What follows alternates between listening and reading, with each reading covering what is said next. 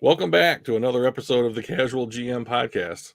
I'm your host, Drew, and alongside me, as always, my co-host, Mike. Mike, how are you? Just as handsome as ever, Drew. How about yourself? Oh God, I'm great. That again. Yeah, it's a great joke. The first time you hear it in the 100th. So, we are joined today, as you guys could probably ascertain, by a friend of mine from other chats that I've been in, and we got to be friends, and we started. He invited me to a Discord where we've had some conversations, and we've got Will Birach, right? Is that how you say your last name? Bierach. I've heard it in every flavor. Yeah. And so he is a defensive student assistant at Western Michigan University, and works with their linebackers, right? Yes, sir. Excellent. And so what we thought we'd do today, we have some Lions news, some notes that got dropped over the week so far that we want to take a quick hit on. And then we're going to turn it over to Will, who's going to kind of take us through his impressions of both Jahmyr Gibbs and Jack Campbell, the Lions' 2 first-round picks in last month's draft. So going to try and get a more objective opinion on the players and what we might be able to expect from them in Detroit in their first seasons. So before we get to that, Mike, let's hit some news and notes from around the league, shall we? Right on. What's been going on? Well, the thing that I thought was maybe pertinent to the Lions today is that they released Stanley Berryhill, Demetrius Taylor, and there was a third guy, and I cannot remember who it was. But as we know, Stanley Berryhill was the other person suspended in the gambling investigation that the Lions got caught up in. Now only Jameson Williams is the only player not cut that was involved in that scandal. So, and Mac McCain, who we signed in the offseason but didn't even make it to camp, I believe. So kind of an odd. I think I heard with Mac McCain, he failed to disclose an injury that he had previously had before signing. And so they have released him once they became aware of it. So that was kind of interesting. That I wonder how that stuff happens where you can be hurt and yet somehow don't disclose it to how they don't know. Yeah, and I wonder if it's one of those things where does it still count against the cap because they offered a contract, or is it I don't know. Never really paid attention to that portion of like contracts and cuts. Well, we can take a look at that maybe in a future episode, perhaps figure out how this expanded roster stuff all works. So Demetrius Taylor was the guy I kind of thought was interesting. He's been on and off the roster over the last year or so, and I thought that maybe with them not going with like a Jalen Carter-esque player, that maybe he had a chance to be a depth guy on the defensive line. And, maybe he'll come back at some point, in camp or maybe during the preseason, especially if there's an injury or, some kind of development. So anyways, good luck to Demetrius. And then outside of that, there's been some rumors of a possible Jared Goff extension. So we might start hearing about some discussions between him and the Lions organization as we maybe head into preseason. We'll just have to wait and see how that develops. So I think Holmes had said that they have had initial discussions, which doesn't really mean anything until they become meaningful, right? Until they actually are close and have this like idea in mind. Yeah. I mean, having discussions means anything from, hey, dude, like, if we should talk about your contract at some point, right? Yeah, exactly. That's literally all it means until we have a contract. So It'll be interesting to see what, after drafting Hendon Hooker at, in the second round, what does that mean for Goff? Yeah. Is that unless you come back super cheap, we're just going to move on? Or it could be, hey, we've got a backup for you. We think you're still the guy. It could be anywhere in between. If I was Jared Goff, I would hire David Pike from Detroit Lions Forum to be my agent, because that guy absolutely loves Jared Goff. So no greater quarterback has ever existed than Jared Goff, and that's the guy I'd want negotiating my next deal. Yeah. So without Super Bowl or bust, I love it.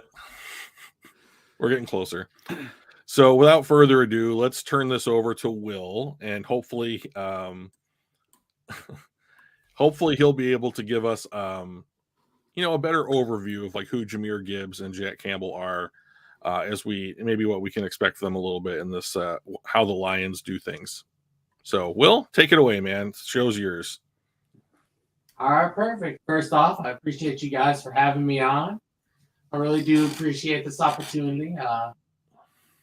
Rarely do I get to speak on a platform to multiple people about Lions. I just normally get to type and shout my opinions in Discord. So right.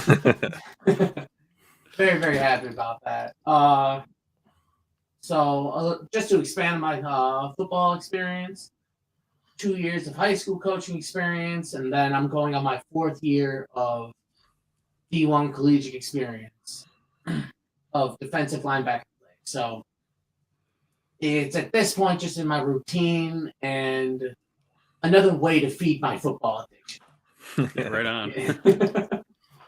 All right. So when looking at our 2 first-round picks, I believe it's most important to understand how we view our defense coming into all of this. And the number one thing I looked at was the 1-6 versus the 8-2. What changed during that time? And the significant thing was defensive points per game. Our first 7 games, our defensive points per game allowed was 32. We gave up 4 touchdowns and over 4 touchdowns and a field goal every game. Our first 7 games. Our last 10, though, we were down to 20.2 points per game allowed, less than 3 touchdowns. And to put that in perspective, that would have been, had we done that all year, we would have been 9th in the league. Mm-hmm. Yeah. So, I mean, that's just a spectacular turnaround. So, what we see our defense as further off than it may be, I could definitely see the argument for our coaching staff thinking we're closer than many think we are defensively. So, to kind of, sorry to interrupt, but like let me see if I so like from the coaching staff perspective, would it be accurate to say like they feel that the 8-2 stretch is more indicative of the group once it has gelled and come together? They understand what the coaches are wanting of them, what the playbook is asking of them, and like that is the performance that should be the every game type of performance the defense is capable of and will bring to the field? Yes. Okay. So, because they can see that ceiling, and it wasn't just, if it was like a 3-4 game stretch, I don't know how I feel about using that, but it was over half our games after a major turnaround of the season, which is why I put more credence on it, So do you have any ideas, like do you have any feelings on like what caused that turnaround? Because I think, the one thing that happened is when Aubrey Pleasant got let go, but I mean, is that enough to turn a defense entirely around, or is that just more coincidental timing where shit just got together? Like they got things together. That was a piece of it, but like they just really came together and figured things out. I will say letting Aubrey Pleasant go was a piece of it. I listened to something this morning with Jack Campbell talking on a podcast where he said, even now, like this week, he's still saying Aubrey Pleasant's a fantastic coach. We just needed to make a shift where something had to change. And I mean, he still goes to bat for Aubrey Pleasant. So there's no bad blood there, which I love. But most importantly, Aubrey Pleasant was not only the DB's coach, but the pass game coordinator as well. The coverage coordinator. So for us, we were getting torched in the passing game early in the year. And I don't know how much of Aubrey Pleasant being let go affected that. But certainly once he left, that aspect got better. I don't know how much I can put on him, but it's just a coincidental time. Yeah, my thought when it first happened was not as much putting the blame on him as much as it was that Campbell showed we're going to hold everybody accountable, players and staff. And I think that just got people's ears to perk up and went, oh crap, like this guy's not playing around. He's got expectations. And if we don't meet it, we're not going to be here. And I just wonder if that was a piece of that as well. Which that's a very big thing with very empathetic coaches. Yeah. Dan Campbell has extremely, extremely high emotional intelligence. Like very, very high. And to be so empathetic, but also know that those decisions have to be made and be willing to make them, that's a rare combo. Yeah. Very, very rare combo. So I'm happy to see that we got a guy that is capable of doing that. So, without further ado, I will look at both of our first round players. All right. Jahmyr Gibbs, first and foremost. When looking at Jahmyr Gibbs, it is impossible to look at him in a vacuum. Also have to look at Bijan Robinson. Why? So it's one thing to take a running back in the first. Why did we take him over Bijan? That's the number one. Well, yeah, Bijan went before us. Sorry. Brad Holmes is on record of saying he would have taken Gibbs first. Okay. Yeah. Over. Yeah. I had heard that he would have taken him at 6 if we couldn't move back. Yeah. And the question is, why? And when I looked into Bijan's tape and Jahmyr Gibbs' tape, I found it very revealing where Bijan is a bell cow. In your traditional sense, he can take rock 20 to 25 touches a game, and he will wear out a defense. And that's something that a lot of teams value, but I feel like we don't.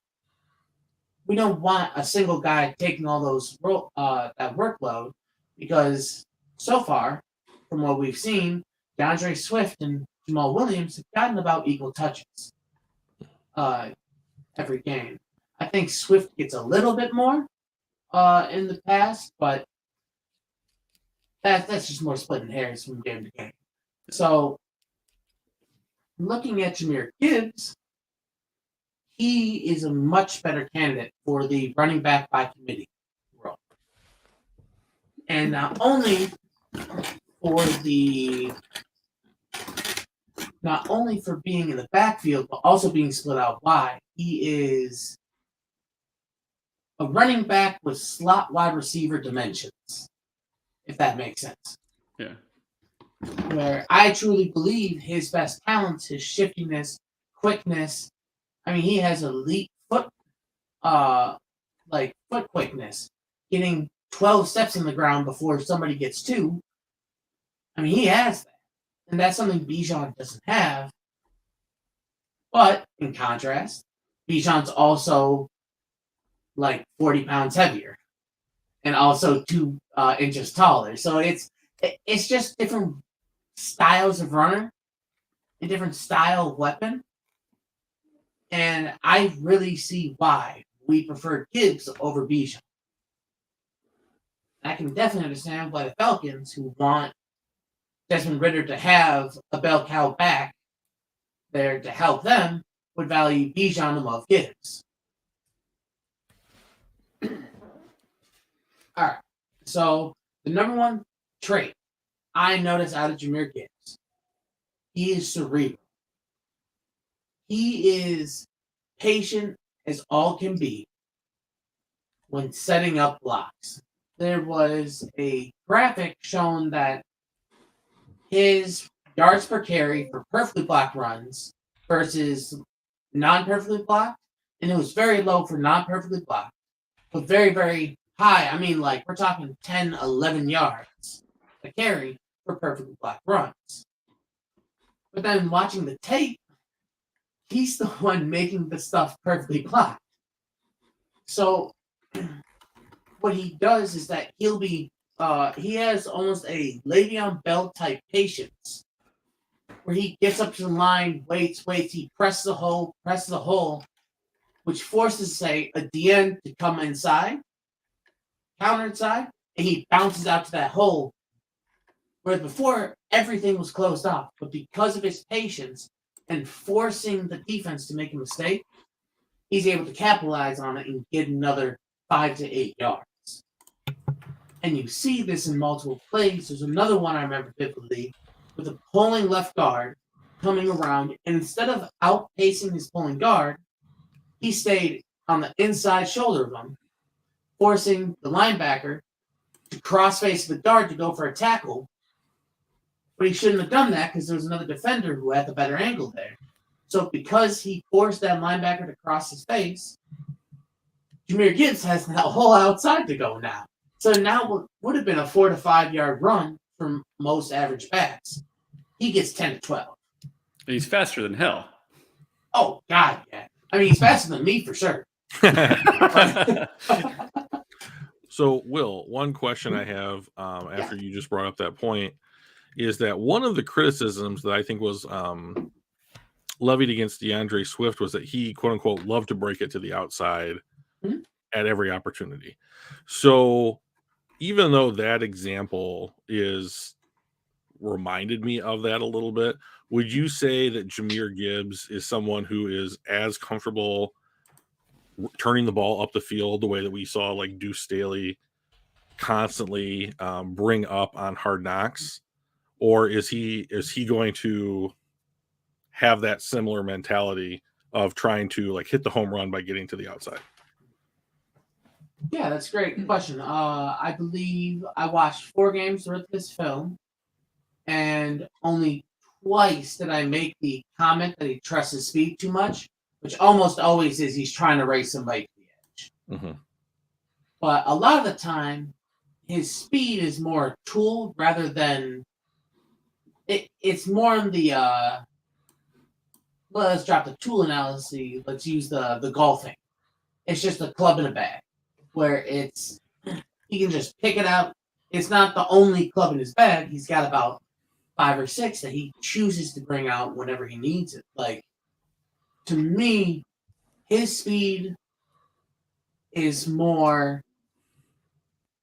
It's benefited by his awareness of what's happening on the field. So a lot of the time, he'll push towards the line, and defensive players are taught, trigger, take extra steps towards him. He's trying to go through the hole.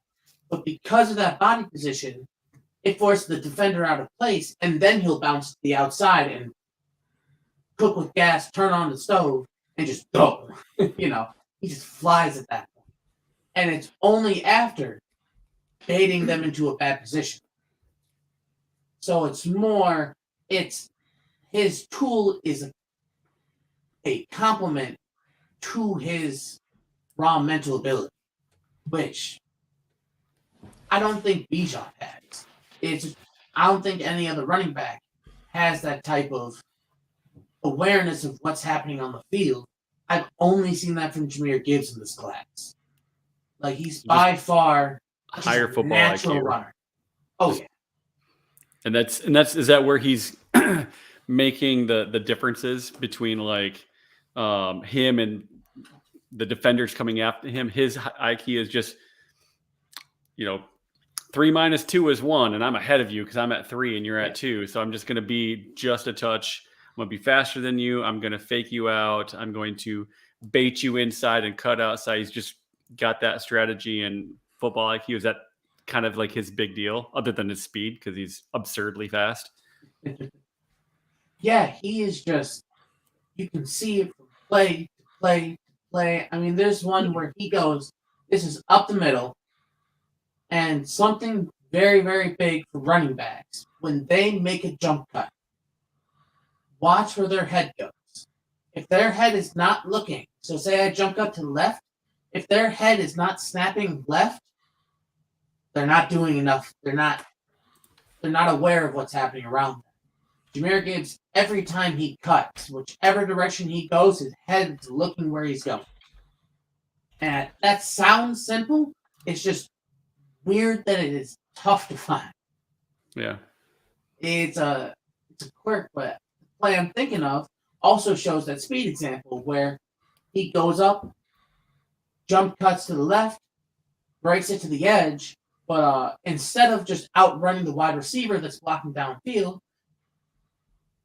he turns down the jets, lets him get the block, and then two defenders seeing him slow down, instantly try and go for the tackle. Once he sees that, instantly turns the jets back on to almost break two more defenders' ankles.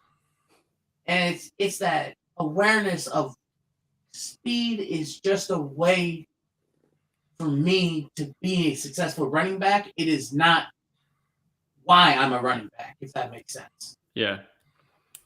Sounds like he's Barry Sanders-esque in that way, where you can just, I mean, like Barry was so good at, the jump cuts, but also the changes of speed. And like he starts going and then he puts on the brakes for just a second and then he starts going again. And all of a sudden the guy just falls over. I mean, you see so many of those Barry highlights, right? Oh yeah. I think he's a little bit different. He's not as stout as Barry Sanders was.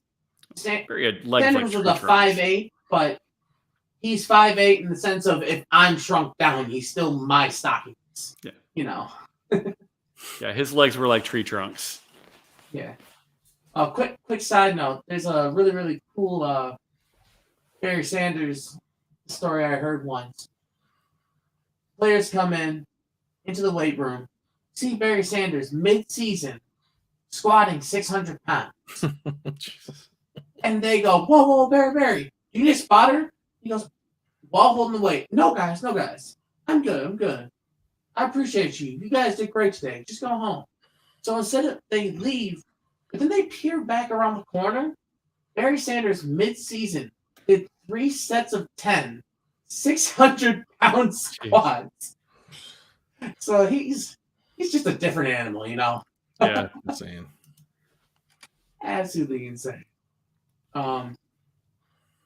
So the big thing with Jahmyr Gibbs is comparing him to the person he's replacing, DeAndre Swift. I did a breakdown of DeAndre Swift going into 2022. One of his worst runs was outside zone. Outside zone, I believe he had a yards per carry rate of 2.9 yards. It's just, and the issue was Craig Reynolds was actually better. But if you look at the difference between them, while Craig Reynolds was less explosive in those runs, he has looser hips, which is very, very critical where you're going this way and need to now go this way in a snap. If you don't have loose enough hips, you can't maintain that speed from that cut. And that's one upgrade Jahmyr Gibbs brings to the table is that, I mean, he averages like 7 yards a carry on outside zone. I mean, you can see where he's running, and just 1 foot in the ground and gone. Because his hips are loose enough in order to keep that speed and keep that momentum going. And that's one way he's better. The other way is something that Deuce Staley actually brought up in Hard Knocks last year. Deuce Staley prayed every night that DeAndre Swift would use his hands or make a move other than speed to, actually finish out a run. He said that, he said it multiple times that if you just make a move, that could have been a touchdown. Yeah. And that's something that Jahmyr Gibbs brings to the table. I mean, Jahmyr Gibbs is such a natural athlete, such a natural mover, that he'll make a jump cut. As he jump cut, throws the hand out to get the extra, not only to get the separation, but to also push off him to maintain speed going that way. I mean, it's just so buttery. And it's not, yeah, I just, there's no better way to describe it. Mhm. And watching him, burst the edge, add a stiff arm in, and not only that, but then realize now he's at the goal line, he can't, and going towards the sideline, he doesn't stiff arm again. Now he dips his shoulder. He's very aware of what he's doing on that field at all times, and that's something I cannot say for many players ever in college. There's just something about the way he plays that it is already pro-esque, as though he's had 4 years of pro experience. So when we look at the guys that we brought in, so we traded Swift, we let Williams walk in free agency, and they sign David Montgomery and draft Jahmyr Gibbs. So my impression of David Montgomery is he's kind of this like forced missed tackles, like hard to bring down kind of runner. So how do you see the split between Montgomery and Gibbs playing itself out, say, the first third of the season? Like, are we going to see something like, Montgomery's in there for the first 2 plays of, a series, and then like you're going to bring in Gibbs, or is it going to be completely situational based? I would go with situational based. So in my mind, they're both the starter. Okay. It's weird to say, but it's because they both take up different type of roles. Just based on usage? Yeah. So, like for instance, an example at Western, we have our Colt package, and for that we had a single person come in, and he was a starter on Colt. But in technicality, he never started on the field, but he still played over 300 downs for us. Sure. So he's still, in our eyes, he's still a starter. Right. And so for me, this plays out, it feels like it plays out very similar. So we have David Montgomery, who's going to take a little bit more of those ground and pound. We get to the goal line. I think he fills in the Jamal Williams role with a little bit more juice. Mm-hmm. And then Gibbs, just like last year, where DeAndre Swift got 4 more touches. Yeah, 4 more touches a game than Jamal Williams did, even after injury. So looking at that split, I don't really see that changing too much. If anything, I think it goes down because we added a plethora of weapons. Where, if anything, I think Gibbs might get 5 to 6 more touches a game. Okay. Than David Montgomery. When you say touches, are you talking receptions as well? Yes. Yeah. So in my mind, it don't matter how they get the ball because they're going to take the same amount of abuse anyways. Yeah. So as long as they have the ball in their hands, how much are they getting out of that? And that's probably where he's getting those extra touches, right? Are going to be those passes, those little slot things where maybe they go 2 tight ends and he's out about back, but he actually just kind of splits out and does a little slot route, little crossing route or something. Yeah, I mean it's a big thing the Patriots used to do where they would go into 2-back sets, so under center I, they go into offset, they go into all these different 2-back sets. And then when at the line, set break, they both split out wide. Now you're in an empty set in the shotgun. And now you have to force mismatches where you had to go a heavier personnel because they're in 2-back, they're in 21 personnel. They're in this heavier set. Defense has to match with the heavier set. But now you've got an empty set, everyone's out wide. So now you have a more run-stopping, slower defense versus a more athletic offense. And with us, with like Jason Capindo when he came back, I think people always forget about him. He's a sneaky athlete. He's a really, really sneaky athlete. And then you get Jahmyr Gibbs where he splits out. I pray every day that they put a linebacker on. Please give me that match any day of the week. Because once our team's at full strength, we could be in 11 personnel with Amon-Ra St. Brown, Josh Reynolds, Sam Laporta, Jahmyr Gibbs, and Jameson Williams 5 wide. Good luck stopping that. With Ben Johnson calling plays. I think it's that amount of juice that really excites our coaching staff. And I think why we took two more passing-oriented players, because Laporta, after doing a little dive on him, he is a better blocker than Dalton Kincaid. I don't think he's a better catcher than Dalton Kincaid, but I think he brings more juice, if that makes sense.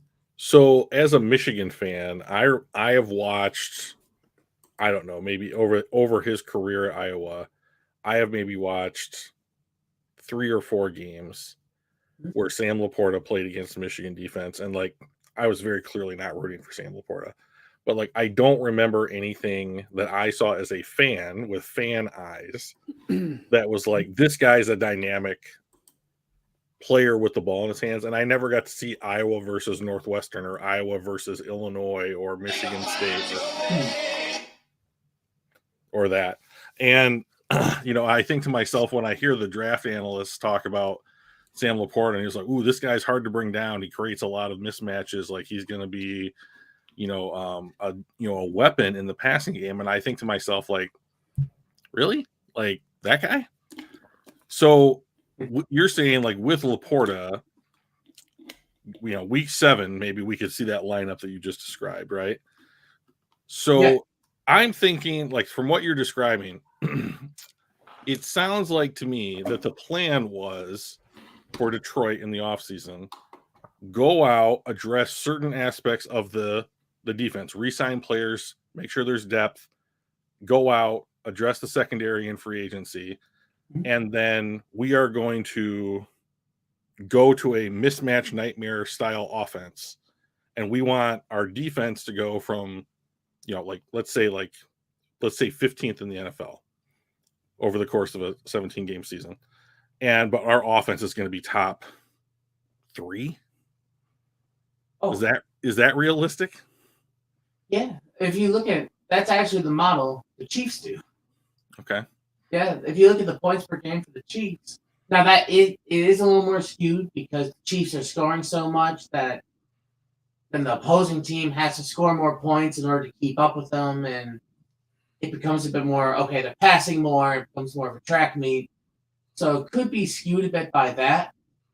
But still, the Chiefs' defense was 16th in points per game allowed. But they have the best offense in the league with Patrick Mahomes. So, it kind of is. Yeah.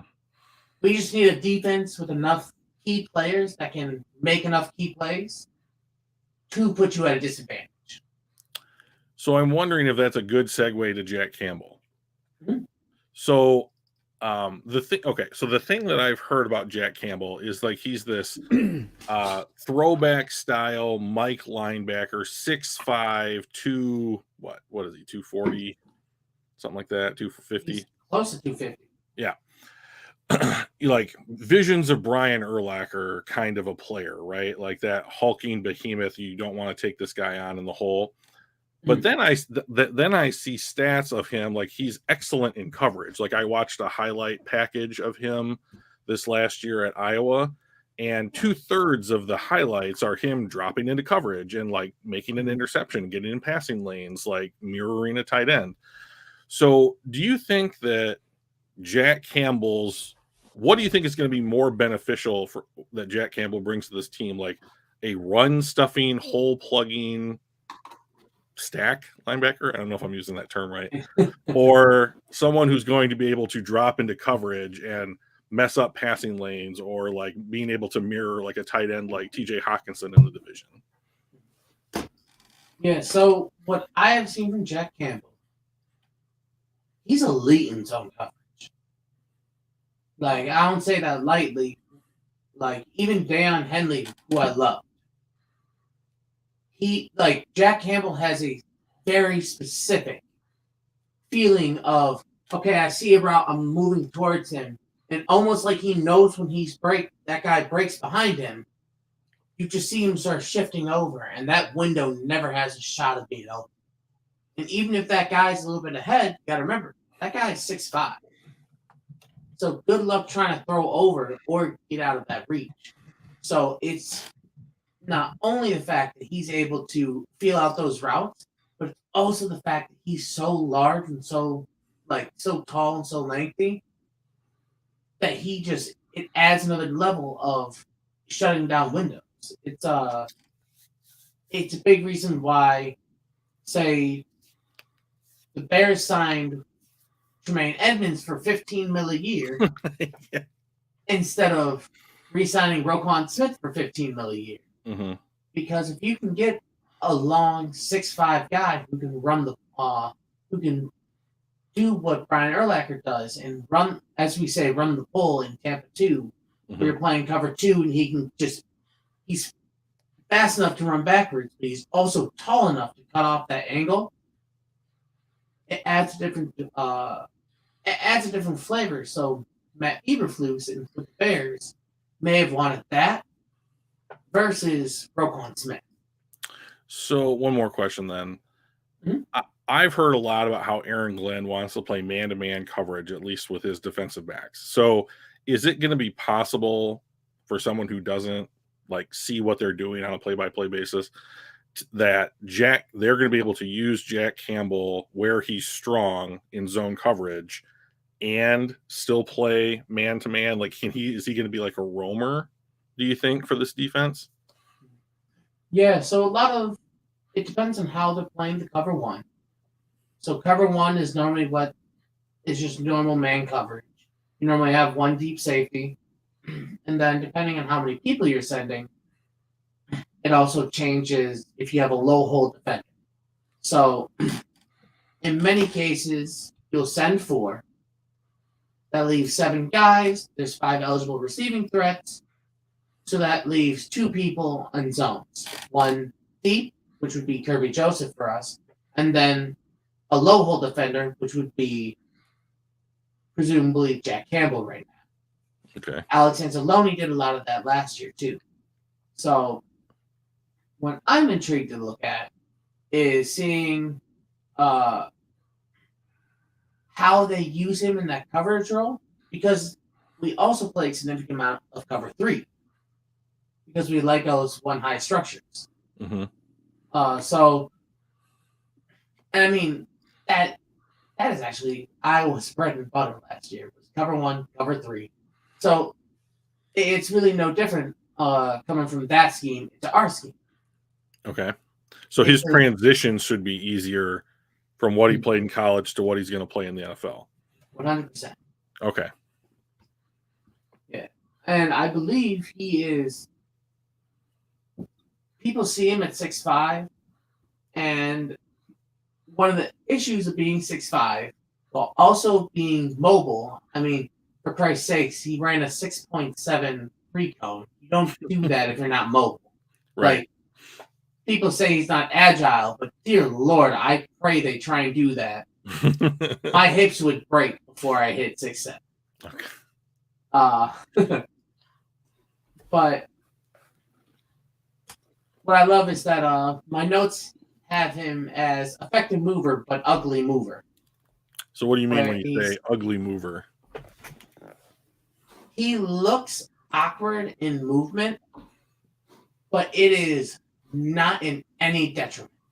Okay. Where it might just look a little awkward because he's 6'5", he's longer, he's just a bigger guy moving in space, but it has no detriment to what he's doing movement-wise. Drew, have you ever seen a moose Have you ever seen them like trot or walk? Oh, so like They are you're the gonna most get where you're awkward going, but it's looking, ugly. the most awkward looking movement. But they're like majestically awkward is what they are. Yeah. I like that. I gotta start using moose-like movement. There you go. Yeah. So my question on Jack Campbell is not whether he can play and whatnot. Hmm? Who's our starters? Is he playing in front of Rodrigo? Is he playing in front of Anzalone? Is he going to play behind those guys until he like learns the scheme or whatever? Like we just re-signed Anzalone for what, $9 million or something like that. I think it was what, $3 million a year or $6 million a year or something 6 crazy. million. $6 million a year for like 12 guaranteed. Yeah, it was like two years of the 3 were guaranteed. So like who starts? Like what does that lineup look like in the backfield? And who sits? Yeah. So I love Malcolm Rodriguez. I went to bat for him all of last season because he's just an instinctive player. He's great at going downhill forward. But the contrast is he's 5'11" and Jack Campbell's 6'5". Yeah, he's a half a foot taller. Yeah. Yeah, like because you saw later in the year that Malcolm Rodriguez started getting beat up in man coverage, where they would just start having him play against tight ends. And as much as I love Rodrigo and how fast he is, he's 5'11" versus a guy 6'5". That's tough. That's just a tough ball to, that's tough to play.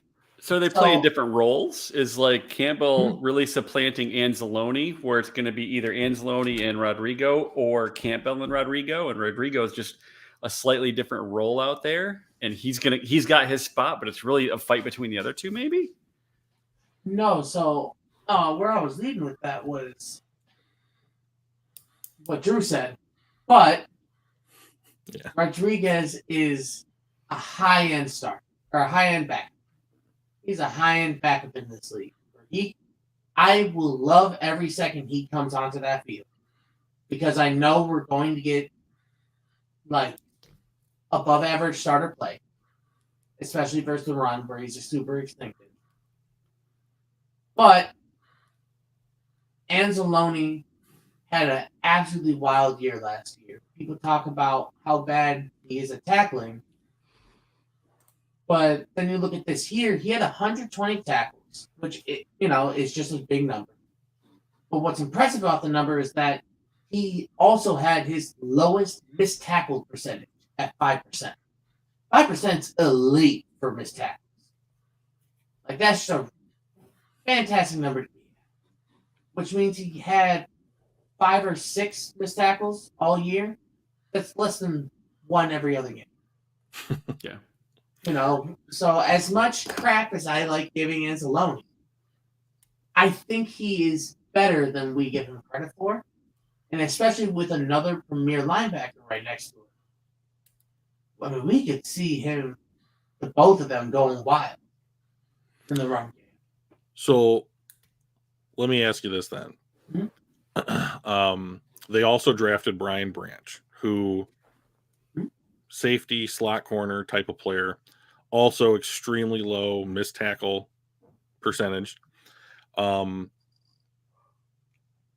regards to Rodrigo and Branch, I would think that the starting defensive back 7 would be Tracy Walker, Kirby Joseph, Chauncey Gardner-Johnson, Mosley, Sutton, Campbell, Anzalone. So in what situations do Rodrigo and or Branch find time on the field to participate this upcoming season? All in relief pitching. So it's Anzalone played over 95% of the defensive snaps last year. It's a lot. Yeah, the body can only take so much. Mm-hmm. So it would be good to see him get off the field a little more. And especially with another good body in there with Campbell, who's better in coverage, where Derek Barnes can finally go just straight forward, blitz a little more. Mm-hmm. Malcolm Rodriguez is good at going forward. He can just do that.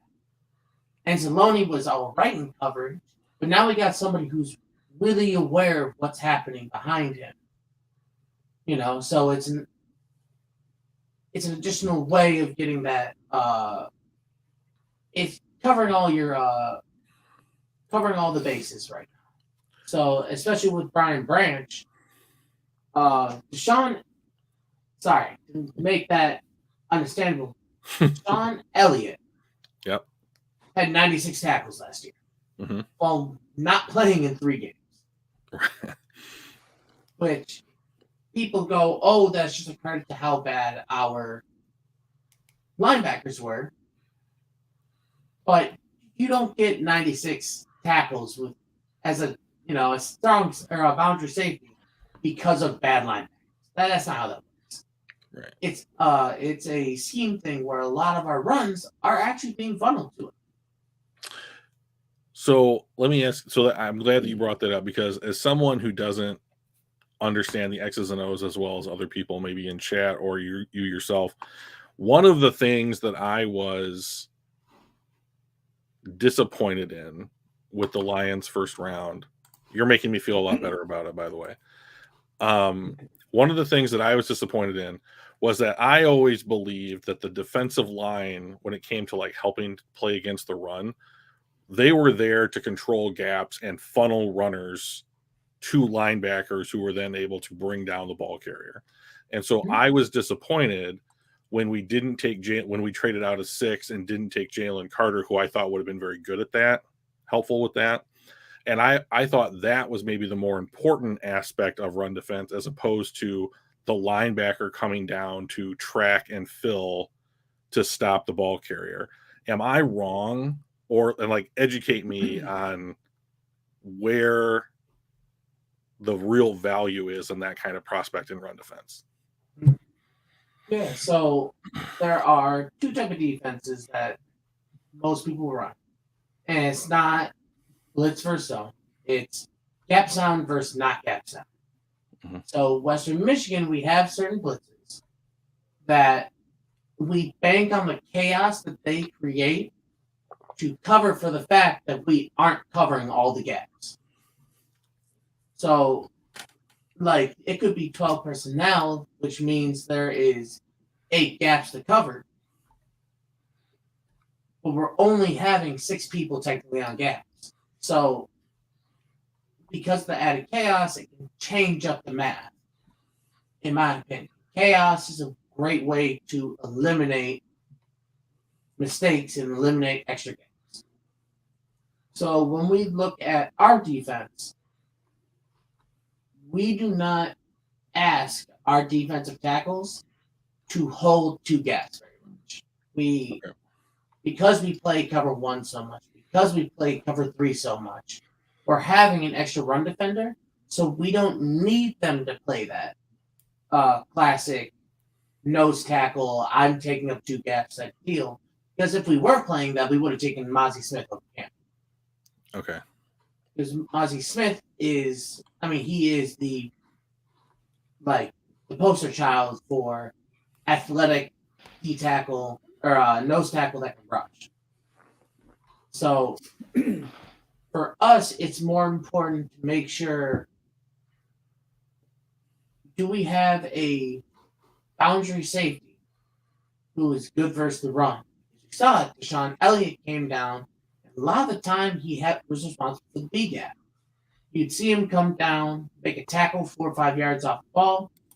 And for us, we have now Chauncey Gardner-Johnson and Brian Branch, who both can do that. You look at the nickel. For us, it was either you have boundary safety coming down in run defense, or it was almost flopped, where the linebackers were shipped over a gap. Now you have your nickel coming in, which was Mike Hughes, and then eventually Will Harris, which is why Will Harris is better in that role for us, because he is more physical, and thank God he doesn't have to cover. Yeah. Yeah, there it is. But with Brian Branch and Chauncey Gardner-Johnson, we now have 2 people who can both play the big nickel role Mm-hmm. or our boundary safety spot, and we'll both be stout against the run, and I'm ecstatic. So we have a question in chat. Steve-O says, I've heard of boundary cornerback, never heard of a boundary safety. And he says, box safety, question mark? Okay. My bad. I appreciate you, Steve, for saying that. This is also a PSA to anybody. If I ever say something that just doesn't make sense, please stop me. Please, for the love of God, because I know I have a bad habit. So, Steve-O, so depending on the defense, you can look back to the classic Seahawks where they had Cam Chancellor and Earl Thomas, a dedicated strong safety, a dedicated free safety. And no matter where they are, those are their roles. But some, say for Western Michigan, does this too. We do boundary versus field. So we have one guy who's always going into the boundary. So he's always the weak side of the field. He'll have a tight end, one wide receiver, two wide receiver, the boundary, and then you're in the middle of the field. He goes to the weakness of the passing strike. If that makes sense. So it's more just they always play a certain side of the field rather than playing a specific role. And then box safety. Box safety is more post-snap. So you would see Deshaun Elliott a lot of the year where said Hut, now he comes down from 12 to 10 yards and coming down.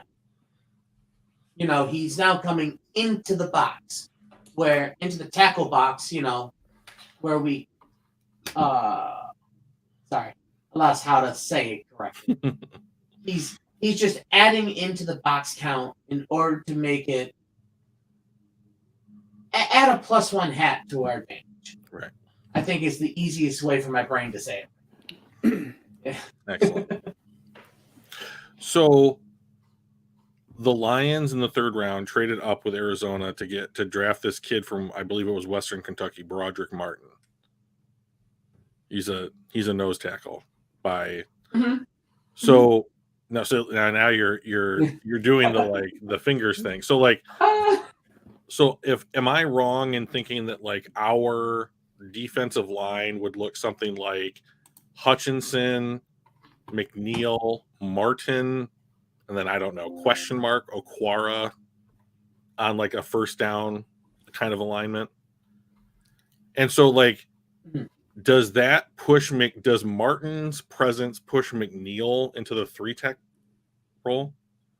Yeah. So a big thing to understand with our defense is that we don't really use traditional nose tackle. So traditional nose tackle is either a 0 or a 1 technique, which means they're lined up either head up on the center or on either one of the shoulders of the center.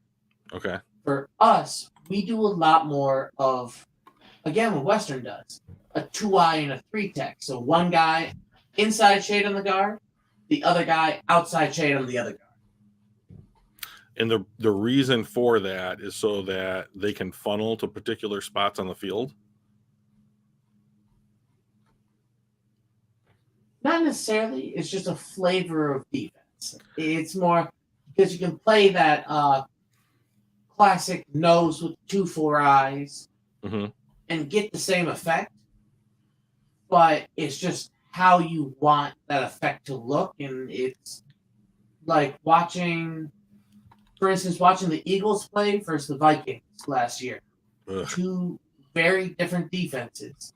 But the defense, for the Vikings, it was all 1-2. They had a 2-eye and a 3-tech.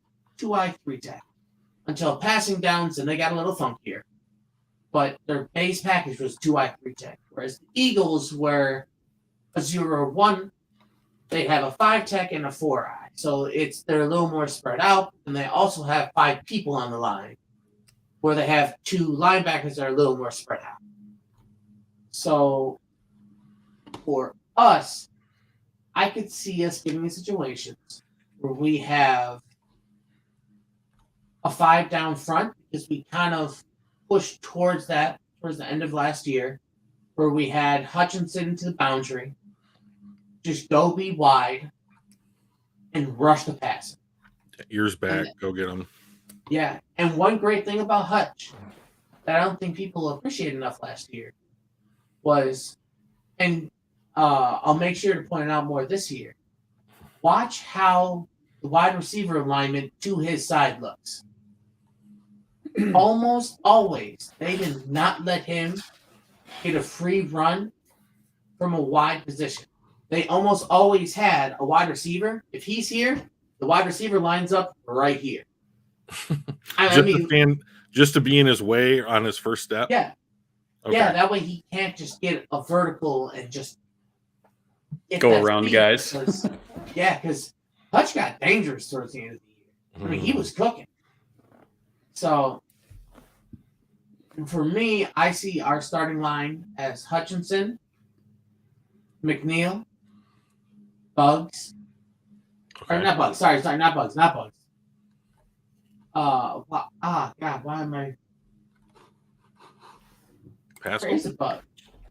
Yeah, Isaiah Bug. I have their Isaiah Bugs. I'm tripping. I was thinking of Benito Jones. Okay, my bad. You had it. There we go. But Isaiah Bugs, and then either most likely Pascal, but wouldn't be surprised if they put Romeo out. Sure. Yeah. And then what about Houston? So we can play him. I mean, Houston turned it on once he finally got on the field, right? Oh yeah. So the position he played a lot of last year was the Sam linebacker position. So it is not a traditional Sam linebacker position that we think of in like a high school sense where we have 3 linebackers, or even in the college sense where at Western Michigan, our Sam linebacker is a hybrid linebacker safety. But for the NFL, what they use more is he's walked down to the line. So where it looks like a 5-man front. So you got Houston coming at the edge. And he's so freaky athletic that he's able to I think he's just as good going back as he is front. And Hutch is athletic enough to also go back. So now you can throw in, okay, are you going to worry about the Hutch side, or are you going to worry about the Hutchinson side? Yeah. Or did I say the same thing twice? Yes. Oh, my bad. Houston. My bad. Houston. Everyone knew what I went for, but except for my brain. Yeah, I think we're fairly set at that edge rusher with Hutchinson. We got Houston, Okwara if he can stay healthy, John Comiskey. Like, I think that's a strength, right? We kind of leaned into it. Yeah. My only concern with Houston is that his contract's up after the end of the season. So like, God, I hate those rules. I mean, like, they would have had him for 4 years, but they cut him and then they re-signed him. So like now he's under different contract restrictions. So like, it was so bad. He didn't even how many snaps did he have last season? It was like less than 200, wasn't it? I mean, they only brought him back for like the last 7-8 games. So like, if he got 500 snaps and was approaching 10 sacks, if he had 140 snaps, less than 100 pass rushing snaps, and he had 8 sacks in that time. Yeah. I mean, like, that's a ridiculous rate. I mean, that's just a ridiculous rate, right? Like, that's not something that you should look at Houston and say, we expect. I am not expecting that. Yeah. I mean, like, but even if he does regress to like a quote unquote more normal win rate, sack rate, or what have you, like if he's that kind of dip and bend, beat the guy off the edge kind of rusher, you gotta keep him, right? You have to keep him. Oh God, no, we're not letting him go. He's staying on this team because in 92 pass rush snaps. So yes, he had 8 sacks, but he also had a pressure rate of 18.5. It's just ridiculous. Yeah, like you don't see that, and especially like what I love the most about him is how he pairs with Hutch. These NFL tackles have to deal with Hutchinson, who's 6'7", powerful as all can be, and is beating a football game. And then you have to go against James Houston, who's 6'1", and will touch his chest to the ground before you get a hand on it. It really looks like Matrix kind of stuff when he was dipping under those Buffalo tackles going after Josh Allen last year. It was crazy. I'm going to highlight Steve-O's comment. Something I learned about Hutchinson last season, he's got the instincts of an off-ball linebacker. Hutchinson, Campbell, and Branch are all very cerebral players. And I think that's the kind of guy that Coach Campbell is looking for, right? That the guy that's going to beat you both with athletic ability and football IQ. Yeah, there was a thing of I was watching Brett Coleman talk about Brian Branch, and he was just like, okay, yeah, he ran a 4.6. It's just one of those things where he then puts on the pads and looks at other people, and then runs a 4.4. I mean, he's keeping up with fast people down the field, you know. And if you have the instincts, that gives you that extra quarter second, right? Yeah, where Taylor Rapp ran a 4.7, but has had a very successful career in the NFL. And the niche he's found because although he ran a 4.7, he always seems to be in the right spot. It's just a weird coincidence, you know? So Kind of like the Wayne Gretzky thing, right? I go where the pass is going to, he sees the play ahead of time. So he goes where the puck's going to end up eventually. And he's just there before everybody else. And I kind of feel like the guys that have the highest, whatever your sport is, IQ, like in this case, football IQ, that's what they do really well. They process things quicker. They understand the way that the play is going to go. And they just get there and they start the motions before everybody else understands what's going on. And okay, he runs a 4.6 or even a 4.7. It doesn't matter if he's already a quarter second ahead of everybody else. Now you're parity, right? So I think that's going to be the kind of thing that helps him have that really solid long career. Just having that football IQ and being just ahead of everybody else as the plays are developing. Yeah, football IQ is the number one trait. If someone has that and athleticism and coachability, they may as well be a Hall of Famer. Barring injury, though, if you have those three, they got the Triforce. Whew. Rare though. Rare to even have, if you have one of them, you could be drafted high. Will, if you have two, you could be a first round pick. That's good.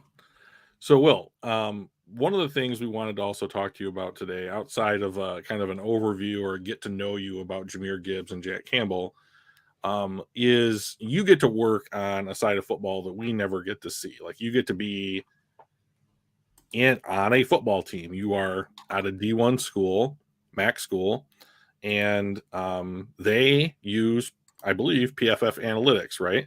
Mm-hmm. So can you tell us how, like, I like to use analytics when it comes to like figuring out the NFL draft. Can you maybe explain a little bit about how analytics are used from a team perspective to help you win a football game? Yeah, so it's always the struggle is making sure the stats track onto the field. So you can always find some cool little niche facts like, okay, well, this tips off this play. And then it turns out, oh, shoot, I've been looking at this and it's only run once a game. So, I might be able to yell it out for the players, but I don't want them to know. But for me, I'm able to, I got a bunch of boomer coaches, love them to death, but they look at me, and because I can do more than 3 things on a computer, they believe I can do everything on a computer. So I get tasked with doing a lot of rummaging around in PFF. Like, for instance, when figuring out Devin Witherspoon, I found out if he is press man or in press coverage, it is man 90% of the time. That's not a good tell to have. That you should not be able to tick off that you're in man that easy. But looking at some of the other teams we play, for instance, doing a self scout, we watched Richmond's film, where I found out if they motion a wide receiver into a bunch, so this is any type of stack, so 2 receivers, 3 receivers, any type of stack, they motion into that 90% pass. And it was a big enough tell where it was happening 8 to 10 times a game. So on those 8 to 10 plays, 9 of them are pass. Which can help our players. And what that translates to into the field is quicker reaction time. I see that, hey, pass. Run the play, we can break on the ball, we can do this stuff fast. So let me ask you this, just as a quick aside. When you said, so you just said, hey, pass. Is that a job assigned to one player on the defense, or can any player on the defense call that out? Any. The number one, Ray Lewis has a really good quote that communication is the key to the best defenses. If you can communicate that, if the communication is so good that one guy can go, hey, check box, where, okay, now they're going into like the box play, as an example. But it's the wrong, they're doing the wrong play. But as long as all 11 of them are on the same page and they're all running box, it really don't matter. As long as everyone is on the same page, all 11 people on one string, it's all that matters. So even if, say, the safety comes down, Tracy Walker, hey, it's the wheel route. The wheel route's coming. And not everyone needs to hear that. But if the linebacker hears that, now he can take it, he gets a quick step on it, and he can break that up. It's more, that type of stuff is quick communication that really doesn't need everyone to know. Whereas you'll see teams go to empty where they have no one in the backfield except the quarterback. Mm-hmm. And most people, you will see a lot of communication happening all across the defense because they, what we call check out of the play. So they have their first play, and then they have an empty check. So whenever a team goes to the empty, regardless of what the empty looks like, they check into that empty check. Okay, one other question then. So, when the Lions played the Vikings last year, I believe it was the game that Minnesota won. I think it came down to the end, and there had been some injuries in the secondary. I think Okudah had to come out, and they were basically putting whoever could play the position out there. They were run down. And KJ Osborne gets behind the defense. He catches a touchdown pass. They go up super late, take the lead, don't give the lead back. So, kind of keeping in the theme with your communication, when I, as a fan, look at something like that, my thought was, one of them doesn't know what's happening. Yes. And so, because otherwise, how do you have a busted assignment, right? So, I know. So I always heard there's the green dot defensive player, the guy that's calling the defensive plays, but when you're in a group the defensive backfield, safeties, corners, and you're responsible for covering pass catchers, is there a guy that's it's my job to make sure my guys are aware of what their assignment is? Or is that just in the huddle kind of stuff? It varies defense to defense. Okay. So depending on, for instance, Western Michigan, we got our boundary safety. We got a few adjustments for a particular coverage we run. So we might, depending on where we are on the field or where the back is, he can make a different call, one of 3 calls. So he makes one of those 3 calls. Those 2 are on the same page. It's cool. But then you've got more advanced things, you look at the Broncos and their cover 1, where they run cover 1 robber.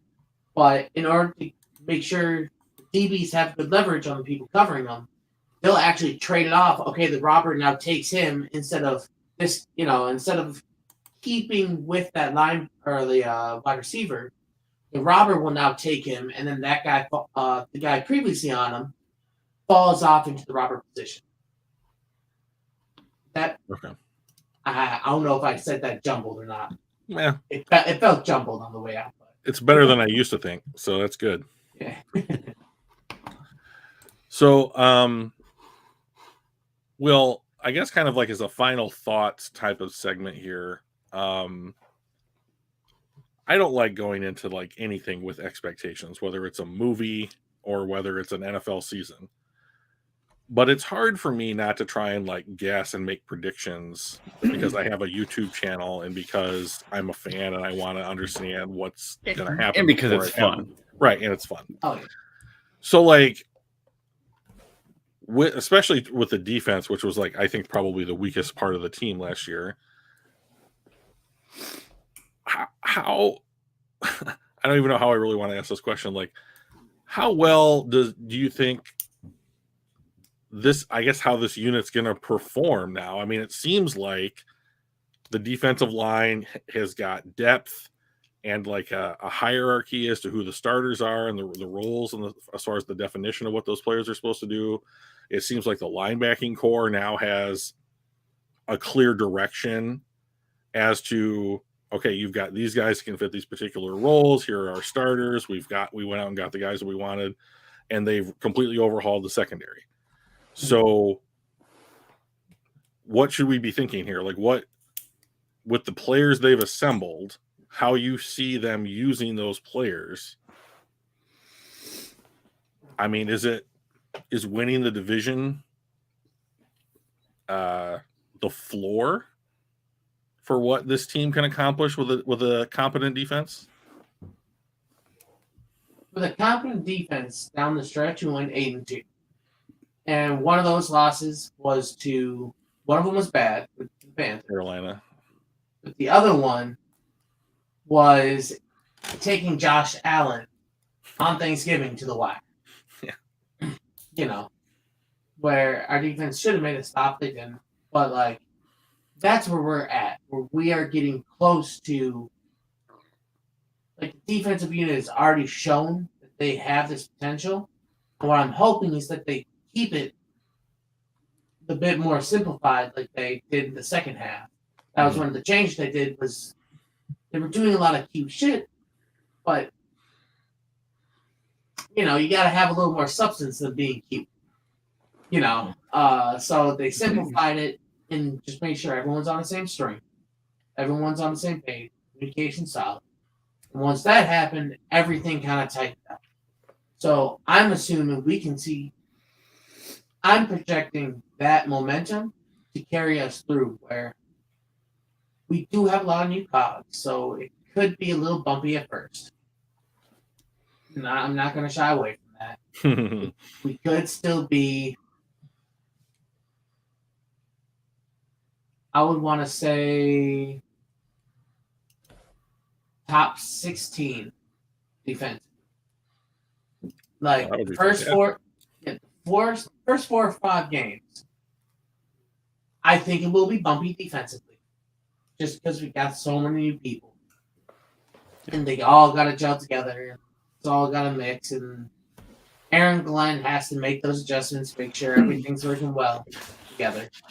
But I really do think this unit has top 16 potential, and with our offense only getting more explosive,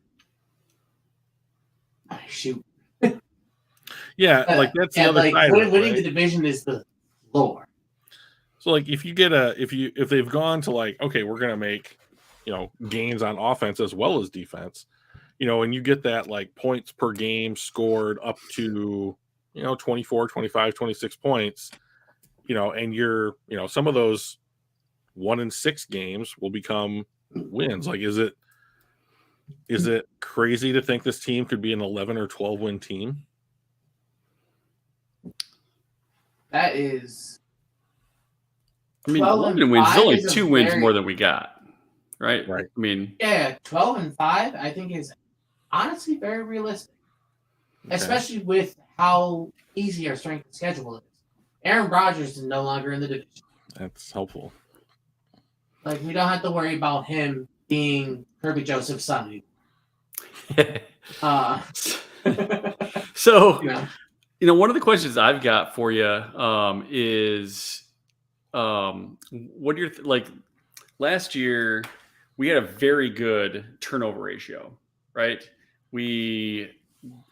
And I think that was one of the things that really kind of turned around our team the last 10 games is we limited offensive mistakes, got through 0 interceptions after like week 7 or week 8 or whatever it was, right? Wild. Right.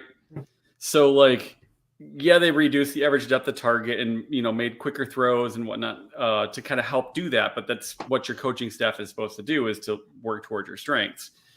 I can't imagine that that's a realistic expectation that he's going to go the entire season without throwing interceptions like he did those last 10 games. So, I mean, and if in those games, even if it was just like out of those 10 games, 3, right? He throws 3 more interceptions. We weren't good enough to overcome a turnover in each of those games. They were all really close. And our defense was still like they were getting better, but they were still upper middle of the pack, right? So, how much are turnovers going to be like a big decider this next year? Like, just because we look at those last 10 games, we're like, look at how much better we were. Well, sure, but like, can we expect our offense to have 0 turnovers for the entire season? Probably not. So, what does that mean for our record, right? Yeah. So, number one thing with turnovers is it gets you more bites at the apple. More bites at the apple you have, more likely you are to finish the apple. It's as simple as it is. So, when looking at Jared Goff, if he has under 10 interceptions, I'm happy. Like, under 10 interceptions, and I'm like, and getting close to or 30, like getting close to 30 or a little over 30, he's had a fantastic year. Absolutely fantastic year. And the number one thing is, truthfully, protect the ball. You protect the ball and take the ball away from others. Yep. It's almost a surefire way to win in this league. Yeah. Turnover differential. We did a great job the last 10 games, right? We protected the ball on offense, and we had our defense got turnovers left and right, it felt like. So we were crushing the turnover margin.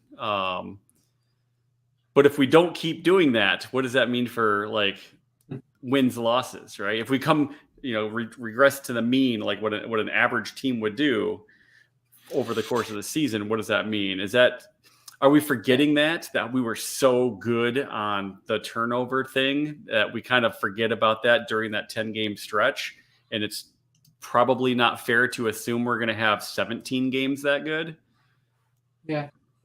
It's tough to project turnover differential because it is a little bit of a fickle thing, getting an interception, getting the fumble, yeah. and then getting the ball to bounce in your way to be recovered successfully. Yeah, exactly. It is a little more fickle. It's not as likely to happen game in, game out and be a consistent factor. Yeah. But I do believe we've set ourselves up to be better than average in turnover differential. Because we're not looking to be an average. If we're winning, we're projecting ourselves to win the division, our turnover differential is plus. I think that's how turnover differential works. Whatever the good, if minus is the good one, we're going with minus. But so go ahead. Sorry. Yeah, it's all. I project us to be one of the best teams in the NFC, which I think we have one of the best rosters in the NFC right now, with a good coaching staff, with good player leadership. This is a really good player-run team. That turnover differential will show it because, as Lou Espo, the defense coordinator of Western, says, turnover is just effort. If everyone runs the ball, good things happen. Everyone runs the ball, a ball is tipped, and now you're in position to get the interception. Now you're in position to recover the fumble. It's all effort. It's all how much you wanted to win this game. And the teams that do that the most usually always have the highest turnover differential. So, well, I mean, if everything goes the way that in the Lions' favor, I mean, like, if they come out in this, I mean, we're going to get the schedule on Thursday evening, and then we can really start diving into some of the maybe wins and losses and that kind of stuff, projections. But if the Lions take advantage of this opportunity with Rodgers leaving the division, get into the playoffs, host a game, we might see the first playoff win in 32 years, something like that. And it's starting to feel realistic. Like I always had hope when it was Matthew Stafford's team, but now this feels like almost like formulaic. And it's like it's we're going to get there. Yeah, it's just sustainable. It's a good way to put it. So that is probably going to do it for us today. We've run a little bit over from where we wanted to, but we just had so much good information coming from Will that it was hard to cut it off. I want to thank Will personally for agreeing to come on the show, giving me a better idea, assuaging some of my fears about the first round picks that we had, and how they're going to fit into the team, be utilized by the Lions, and what that could mean for how this team could play in the 2023 season. So thank you very much. I appreciate it. Yeah, I appreciate you for inviting me on. It's actually been a blast. We'll have to do it again. So it only makes me just randomly doing this on my own, Yeah. gives an aim and actually can, make use of it instead of it just being my knowledge. Yeah, there you go. It's fun, right? To share what you know. It's always good. Sharing is so, caring. Mike, you want to take us out tonight? Yeah. So as always, please like, comment, subscribe. We're up to 75 subs, which is awesome. We're working toward 100. We haven't decided what our special thing when we get our 100th subscriber is yet, but feel free to throw something in the comments about what that should be. But otherwise, email us at casualgmpodcast@gmail.com or add us at casualgm1 on Twitter. And we'll be back every Tuesday at 7. So we'll see you next week. Thanks, guys. Awesome. Thanks, Will. Appreciate you. Thanks for having me on. All right. See ya.